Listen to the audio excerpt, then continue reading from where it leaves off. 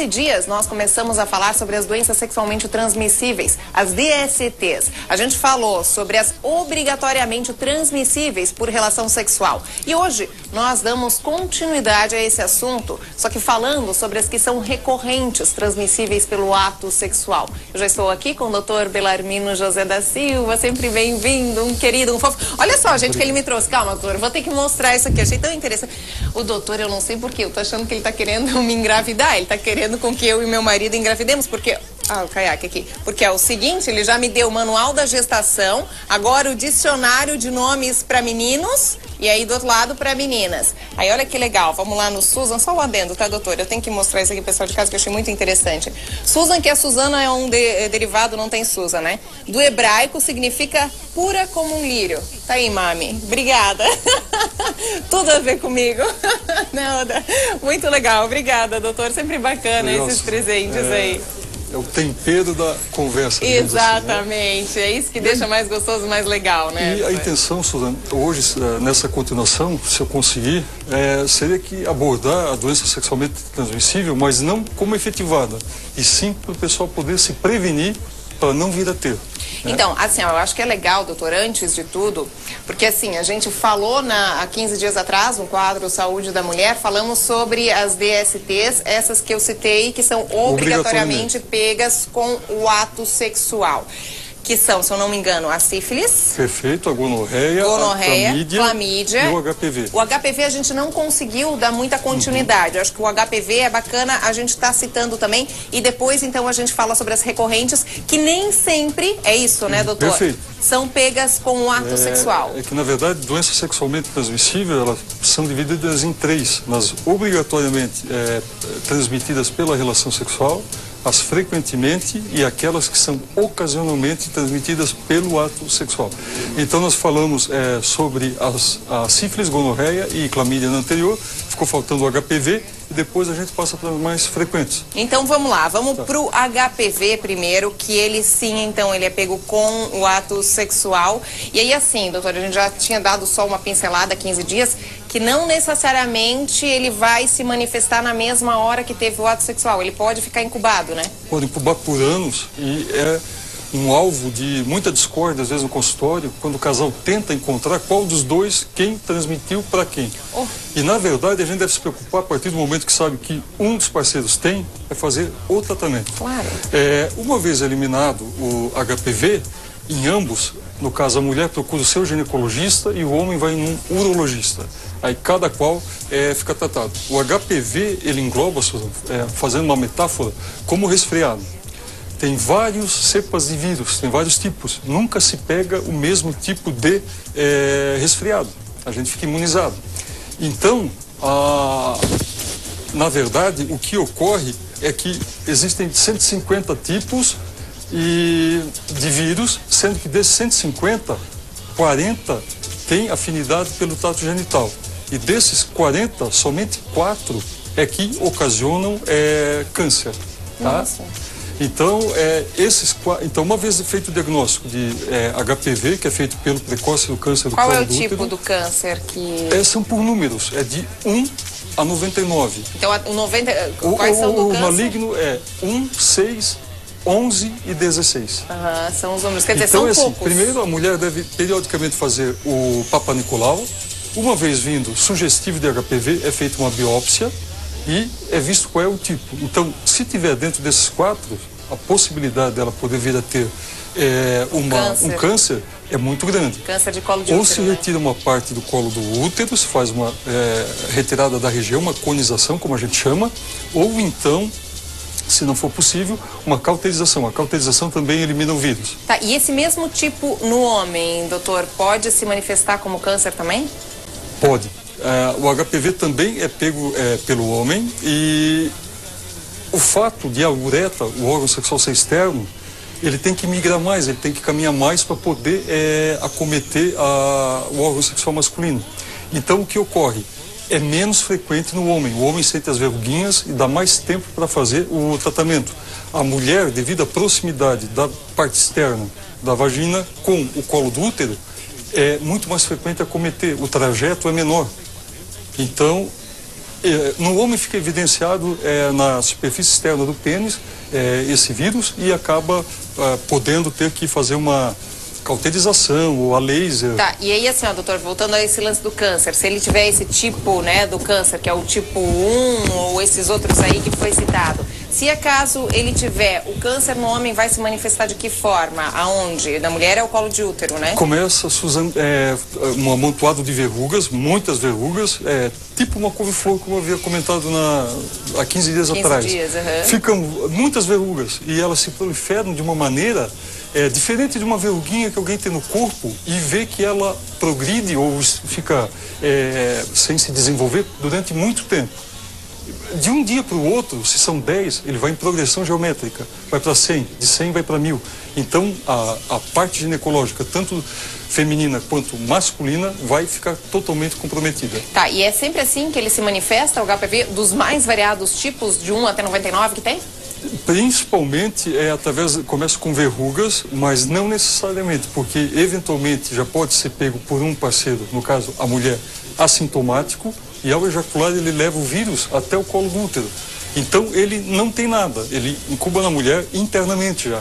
Ah, quer dizer, gente, como a gente comentou ali, que fica incubado muitas vezes, mesmo sendo incubado, vai ser transmitido. É transmitido e a mulher, estando com uma imunidade boa, ela não vai desencadear a patologia. Ninguém sabe se vai ser dentro de 5 anos, 10 anos, 15 anos. Nossa, demora tudo ou um isso, mês. Às vezes? Depende do estado da imunidade, Suzane. Caramba! Se for um paciente que faça uso de corticoides, por exemplo, em tratamento imunossupressor, corticoterapia, radioterapia, quimioterapia, pode se manifestar, ou às vezes a pessoa está passando por um momento difícil na vida, né? Aí vai acelerar. E antes, doutor, na mulher, a gente está falando do homem agora, mas falando da mulher, conforme a gente estava falando antes, como é que é o sintoma?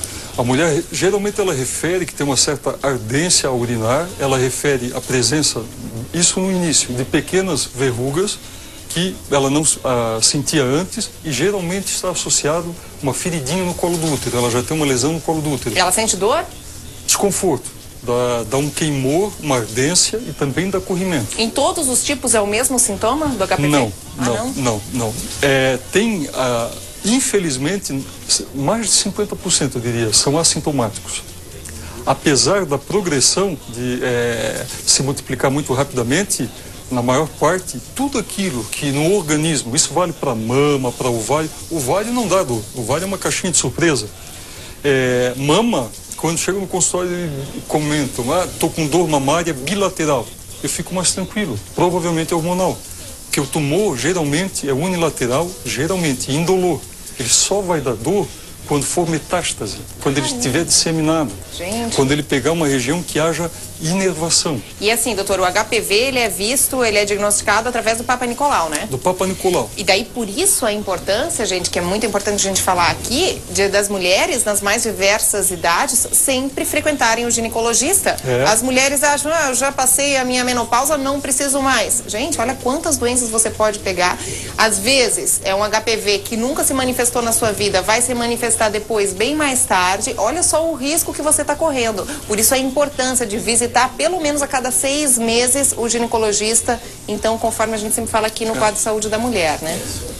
E esse é o grande barato, o grande lance do nosso bate-papo, Suzane, porque tem como prevenir. Então, antes de fazer o tratamento, que vá periodicamente, porque no início é tudo muito simples. Eu queria mostrar aqui... É tranquilo no início? Mas quanto menos área afetada, porque como foi colocado antes, vou mostrar aqui por daí, um kitzinho, uma vez vindo no preventivo convencional, a gente faz uma raspagem dentro do útero, né? Com uma outra escovinha.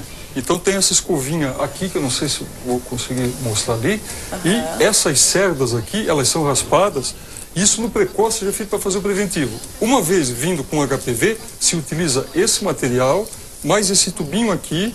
Isso é colocado pelo especialista aqui dentro dentro desse tubinho tem um líquido, não sei se está para aparecer ali, e ele vai assim, dessa forma. Esse tubinho é aberto, essa parte amarelada, e vai ali dentro. E daí o que acontece? E aí isso vai para análise para saber o tipo do vírus. Porque o Papa Nicolau, o precoce ou preventivo, só disse tem ou não tem. Mas não disse a mulher tem um daqueles 4, se é um maligno ou não.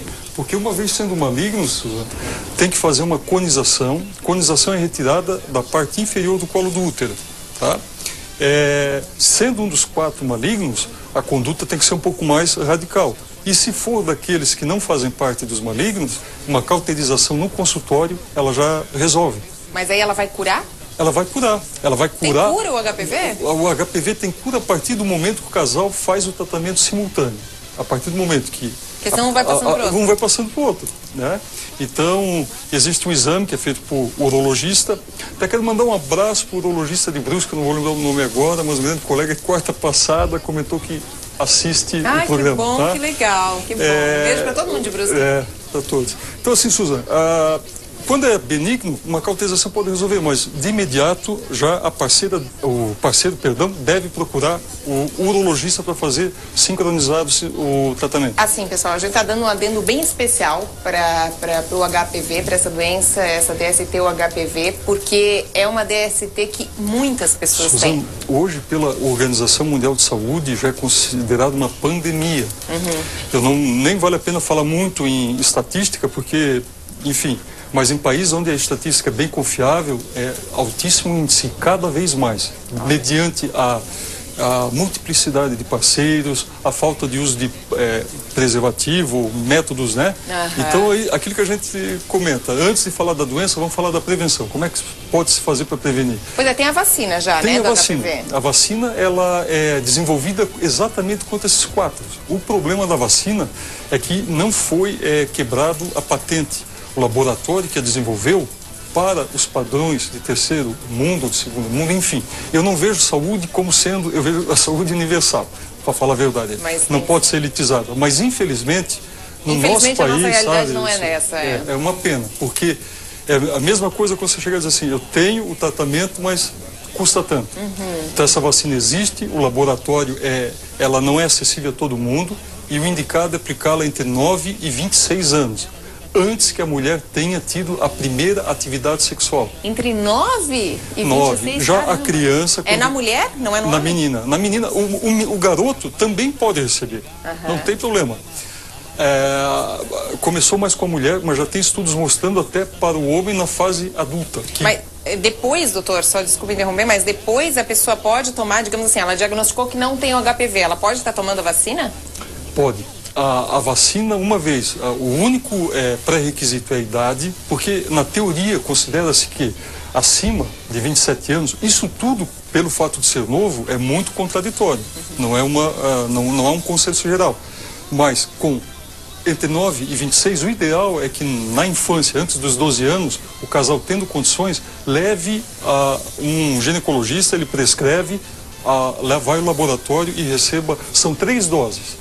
Previne contra todos os tipos do HPV? Os 4 tipos oncogênicos, que são aqueles... os malignos. O 6, o 11, o 16 e o... 99. O 8. 8? Tá? 98? Não, é que tem cepa de 1 a 99, tá certo? E somente desses 4 são malignos. Entendi. Doutor... Então existe a vacina, inclusive em Blumenau, para quem tiver condições, é uma questão de fazer um orçamento e... tendo disponibilidade de fazer. Mas o SUS não tem, não está disponível. Eu acredito, Suzana, que entrando com algum pedido junto ao Ministério Público, se consiga. Mas assim, para pronta entrega, às vezes faltam medicamentos até básicos. Porque é prevenção, né, doutor? Mas se a pessoa tem um HPV, não vai fazer efeito? Não vai fazer efeito, não. Mas se ela tiver um outro tipo de HPV, não desses malignos, vai fazer efeito? Não, a vacina só é para aqueles 4 típicos malignos. Pois é, mas aí se ela tem um dos outros, que são 99... Não e vai ela fazer efeito, porque não pega, só pega exatamente aqueles 4 números. Então, os demais são tratados com a cauterização. Mas quer dizer, se ela tiver um outro e ela tomar a vacina contra aqueles malignos, ela está imune aos malignos. Está imune aos malignos. Entendi. Legal. Eles são específicos, elas chamam-se, inclusive, Suzana, vacina quadrivalente para HPV. Que são os 4 cepas que ocasionam câncer. Como é que é, novamente, doutor, essas recorrentes? As recorrentes, elas não guardam grau de gravidade, mas são altamente desagradáveis. São aquilo que tira o prazer do casal. Por quê? Durante o coito, que seriam, no caso, a candidíase, a gardnerella e a monilíase. Essas 3 são as mais frequentes no consultório.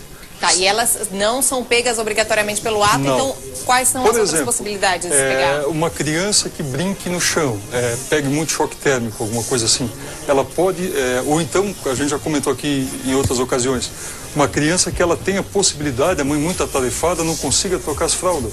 Então, pela própria evacuação, pode haver uma contaminação, porque a cândida, ela habita o trato intestinal, ela não é um fungo diferente do organismo, ela habita o próprio organismo. Ela só passa a ser patogênica, ser doença, a partir do momento que ela aumenta em quantidade. É igual à temperatura do corpo. O ideal é em torno de 37,8. 39,5 já é febre. A mesma coisa é a cândida, ela tem que habitar numa quantidade harmônica. Em que situações que a cândida prolifera mais? Que pode ocasionar uma candidíase, né? Pacientes que fazem uso aleatório de antibióticos, antibiótico terapia, então infecção urinária, infecção de ouvido, enfim. E aí ele desencadeia a cândida? É que o antibiótico, por exemplo, existe um antibiótico chamado azitromicina. A azitromicina é muito utilizado para a parte respiratória superior, para rouquidão, para quando há uma laringite, otite, né? E, eventualmente, em doses mais elevadas, dose única dificilmente, mas em doses mais elevadas, ela pode propiciar o aparecimento de uma candidíase, porque a azitromicina desequilibra a flora genital chamada de flora de Doederlein. Ela acaba fazendo com que a cândida aumente. Pacientes com diabetes também aumenta a possibilidade de cândida. Por quê? Porque a cândida se alimenta de açúcar. Então, pacientes em crise de cândida, elas devem sempre evitar, se não tiver um pronto atendimento, a ingestão de açúcar. Quanto menos açúcar, menor possibilidade de candidíase. Pacientes com problema de asma, bronquite, rinite, que tomam corticoide. O corticoide, ele retira a imunidade, ele defende, retirando a defesa. É algo paradoxal, é algo contrário, mas é assim que ele funciona. Então, pessoas que têm problema do sistema respiratório superior, geralmente têm muita retenção hídrica, muito líquido. Ficam mais robustas, por quê? Porque está retendo muito líquido. Então, seriam os antibióticos, os corticoides, o diabetes, o uso de duchas internas, os protetores de uso diário, que muitas insistem em colocar, né? Até dá para entender, Susan, quando é numa fase aguda, que a mulher, por questão de higiene, para sentir mais, sem a secreção, utilize até chegar ao profissional. Uma vez lá, recebendo medicamento, sendo tratada, aquilo que já foi colocado também anteriormente, que durma sem a peça íntima, sem a calcinha, deixe ventilar, porque no dia a dia as vestimentas atuais cada vez mais são sintéticas e não deixam com que a parte genital transpire a contento. Os banhos de mar, de piscina, em locais de muita rotatividade, onde são habitados por várias pessoas que frequentam o mar, ninguém vai saber quem é que está tomando banho de mar ali, o número de coliformes fecais que existem. Então na piscina pode se pegar também, a cândida? Pode se pegar. Tudo isso pode ser decorrente tanto de hábitos, como de lugares, como da imunidade, é uma associação de fatores. Então, quanto mais produtos químicos, quanto mais a mulher tiver vulnerável e em desarmonia, maior a probabilidade dela poder desencadear um quadro de cândida. Gente, lembrando que o pessoal de casa pode ligar para cá, fazer a sua participação ao vivo. O telefone é o 3340-0070. Tá aí na tela para você, 3340-0070. Doutor, então a cândida, a pessoa tendo, o homem ou a mulher, ela é transmitida pelo ato sexual? Ela é transmitida também. Não necessariamente, como a gente explicou antes. Uma menina que está começando a fazer higiene sozinha e fizer de trás para frente, ela vai carregar cândida da parte intestinal para a parte genital. Mas aí essa pessoa ficou com a cândida, vai ter o ato sexual, vai passar para o parceiro? Passa para o parceiro. Sempre que tiver candidíase tem que ser feito o tratamento do casal. E algo também que é meio desapontante para muitas mulheres, chega com diz, de novo estou com candidíase. A própria mulher já dá o diagnóstico. Por quê? Porque a cândida deixa a vulva, ela ocorre mais no período pré-menstrual, ela é ácida, ela corrói o colo do útero, é uma das principais causas de feridinha no colo do útero que tem que cauterizar, mas antes de tudo para o casal, da ardência, a mulher refere isso como sendo algo ácido. Geralmente no homem costuma deixar só irritado a ponta do pênis, a glande e o prepúcio, que é a pele que cobre essa parte da mucosa. Então ela fica muito irritada. E para o casal é feito tanto para o homem quanto para a mulher antifúngico e feito um tratamento com creme local. Quer dizer, a cura é o tratamento... A cura é o tratamento e, na verdade, tentar evitar esses fatores desencadeantes que é ter um pouquinho de disciplina, de não se expor àquilo que possa ocasionar. Já temos ligação. Alô, quem fala? É a Rose. Rose? Isso. Oi, Rose. Seja bem-vinda. Você fala de onde? Do Baden-Flor. Perfeito. Qual a sua dúvida, Rose? É que eu pra trás fiz um preventivo e deu HPV. E ele não disse tipo. Então ele me deu um remédio para tomar e uma pomada vaginal. E eu faço preventivo direto, porque eu sou muito cuidadosa. E não mais nada, só deu agora esse ano uma bactéria, ele me deu de novo a pomada e agora eu tenho dúvida, porque a gente tem que se cuidar. A sua dúvida é se vai voltar ou não? Isso. E aí, doutor? Na verdade, obrigado, Rose, obrigado pela ligação, pessoal do Baden-Flor. Obrigada. Susan, ela está em acompanhamento, então é algo que tem que ver, porque muitas vezes era a continuação ali da candidíase que, quando é recorrente, tem infecções que são recorrentes. Enquanto não se tira o fator que está predispondo, por exemplo, o uso frequente, tem mulheres que frequentemente têm infecção urinária. Alguns dos medicamentos para infecção urinária de repetição também pode baixar a imunidade. Então, teria que ver qual o fator que está desencadeando a repetição, porque uma vez sendo de repetição, a mulher não pode fazer sozinha o que eu vou citar agora, tem que ser com o acompanhamento de um profissional. Um tratamento a cada mês, por 3 meses seguidos, durante 10 dias de um antifúngico. Ela toma uma dose diária por 10 dias, o mês tem 30 dias, então durante 10 dias, 1/3 do mês, ela toma diariamente um comprimido, que é um antifúngico. Existem 3 tipos, o itaconazol, o fluconazol e o cetoconazol. Fazendo isso, durante 10 dias por 3 meses, a possibilidade de uma recorrência é praticamente mínima. Olha que bom. Uma vez corrigindo o fator desencadeante. Doutora, a gente tem tempo curto, mas só para a gente dar a pincelada. Tem a Gardnerella também, que pode ser pega recorrente. A Gardnerella, Suzana, ela é o oposto da Cândida, porque a Gardnerella, ela é pós a menstruação. A paciente chega e fala assim, olha, quando está terminando a menstruação, estou sentindo um mau cheiro, odor, é um odor fétido para a mulher. Ninguém que está do lado sente esse odor, esse mau cheiro.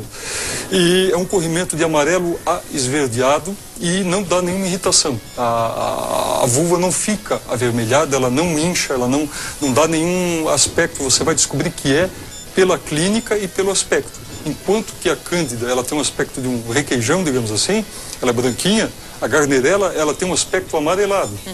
Então, nesse caso, é o odor depois da menstruação e você fazendo a coleta no laboratório também vai detectar a Gardnerella. É feito o tratamento do casal e, uma vez feito, tem que fazer o controle para não ocorrer uma recidiva. Mais ou menos o mesmo esquema da Cândida. E tem mais uma também, né, doutor, que é recorrente, mais uma doença? Tem várias. Tem as menos frequentes, que seriam as hepatites e a tuberculose, né? E tem a monilíase também, que é praticamente sinônimo da candidíase.